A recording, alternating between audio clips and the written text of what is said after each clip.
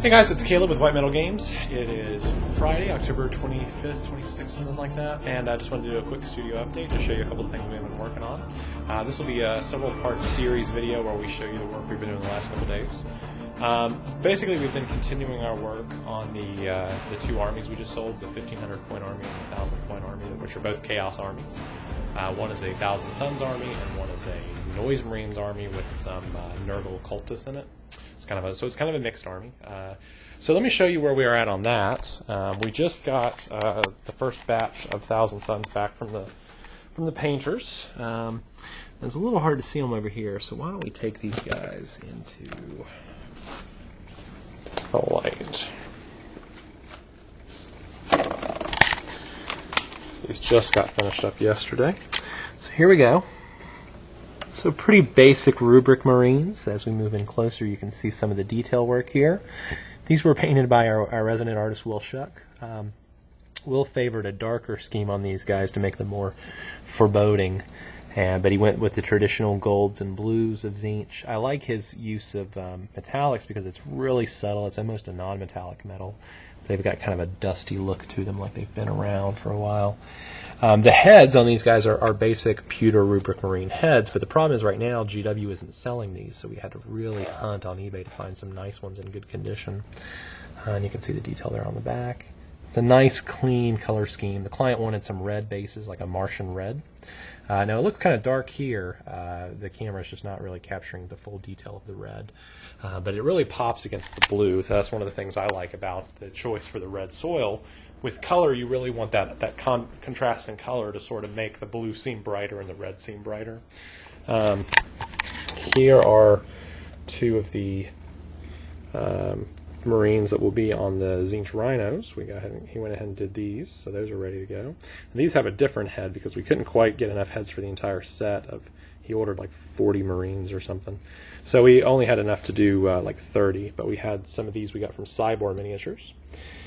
And here are some of the Cultists. These are some Slaaneshi Cultists. And they have a slight sheen to them, but it's not bad. It's just a real basic sheen. We liked it for the blacks because we kind of like this idea that they're wearing this sort of nihilistic sex regalia, like these guys are into domination or being dominated. I'm not for sure which. But we went with a traditional pink and black for Slaanesh, which I like quite a bit. See if we can't grab another couple of guys. Here is another one. This one's got sort of a mask on him. I'm trying to find the focus plane. It's kind of dark over here. Let me see if I can't bring him up into the light and see if that helps. That's a little bit better. So here's the one. And they've got this sort of dirty look to them. He went over it with several washes to create this look like they've been living in this dust bowl for many, many years and fighting. So that's the Cultists, so there's 20 of those. We've got a couple of aspiring sorcerers there in the back that have to go into the assembly line. So that's where we are with that. The other figures are being painted now, and as we get more, we will give you more updates. We're going to be assembling some Nurgle Cultists, so that'll be in the next video. So stay tuned. Hey guys, I got a quick little insert here. These are a couple spore pods we just did that just came off the assembly line, or paint line rather. So this is a popular spore pod. It's probably my most popular spore pod, and it's pretty easy to reverse engineer it if you know which kit I used, so I'm not going to give it away on the video, but I'm sure everyone knows. Anyway, so we mount this to 130 millimeter rack and base, and then we paint it. This was painted in a desert cactus theme, and the reason for that is we use for the studio army, for Tyranids, we have a desert-themed predator army, so our predators are creatures in the desert, stuff like jackals and cheetahs and the sort of things you would see with sort of a dusty color scheme. And I've featured these in video before. These are kind of some of the jackal nids, as I like to call them, or cheetah nids, depending on what it is. So here's an example of one of the Hormagaunts. Real simple, basic color scheme. These were done by Will Shuck, our studio artist. And you should find a Facebook link to his page below. See all the little dots there? I like that. It's nice and simple. We did that with the Raveners too. The Tyranid Warriors we did kind of with a tiger stripe pattern. You'll see those in one of the next videos. So when it's all lined up on the table, these ideally will look like giant cactuses that sort of rain down their milky occupants onto the battle. We're offering those now, spore pods and one squad of your choosing of 20 gaunts, either Hormagaunts or Tormagaunts or Carnifex, all on eBay. It's $225, and that's painted, assembled, the whole 9 yards. You can do 20 gaunts, 20 Hormagaunts, or a 1 Carnifex of your choosing. Carnifex can be armed any way you like from the Codex, and that's all painted, assembled, done by Will. I do the assembly, he does the painting, we put it all together, box it, sends it to you for free shipping, $225. Cut and easy, nice and simple. In order to do that through GW, you'd have to buy 2 boxes of gaunts. You'd have a ton of gaunts left over. You'd have like, I don't know, several gaunts left over, 4 or 5. And then on top of that, you still have to buy the spore pod. You have to build that yourself or convert it yourself because GW doesn't have a kit for that. So we offer that as sort of a grouping. We're going to also do that for Space Marines with drop pods. So look for that in the near future. We'll be seeing like Dark Angels with drop pods or something like that. So look for that in the near future. And I guess that's about it right now. So if you're interested, follow the link to the eBay listing. Squad in a pod. That's what we're going to call it. And you can even do it with like DAC effects, DAC gaunts, if you want to do that. There's a small upgrade if you want to do specialty weapons like stranglewebs, spike rifles. Devourers we charge a small upgrade price for because you don't get enough in the kit to do all of them.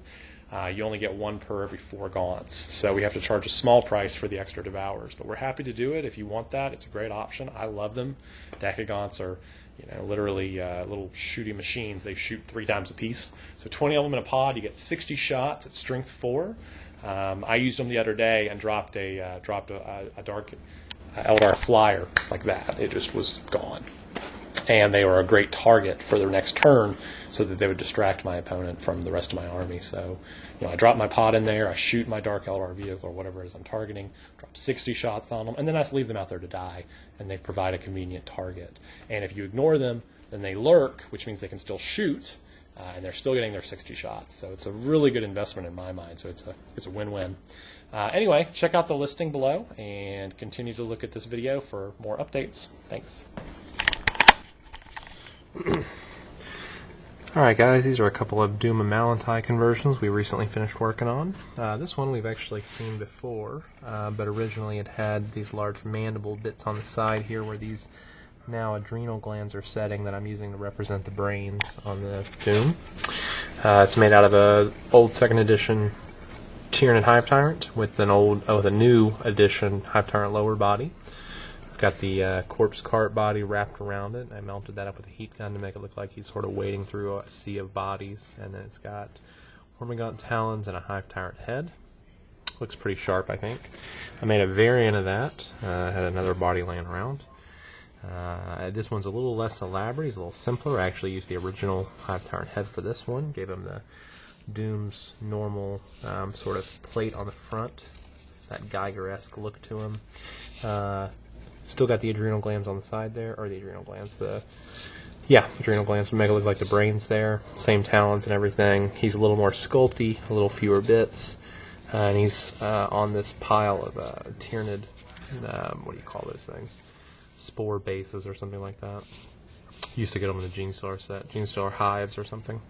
Anyway, so here he sets. They look pretty similar. So I worked on a couple Dooms today, and what else do we got?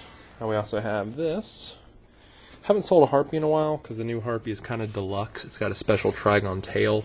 So I came up with this as a cheaper alternative. This won't be as much as the new one. The new ones are about 100. This will be more like 85 or something like that. So it takes a Carnifex kit, Hive Tyrant Flyrant wings, and a lower Flyrant tail. And just a few trigon bits on the head there. You can see the mandibles in that thing there. And it's got spore bombs back here, and some talons. Pretty simple overall conversion, effective, balanced, works pretty well.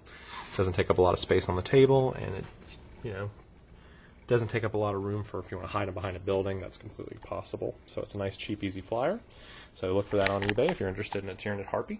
And that's about it for now.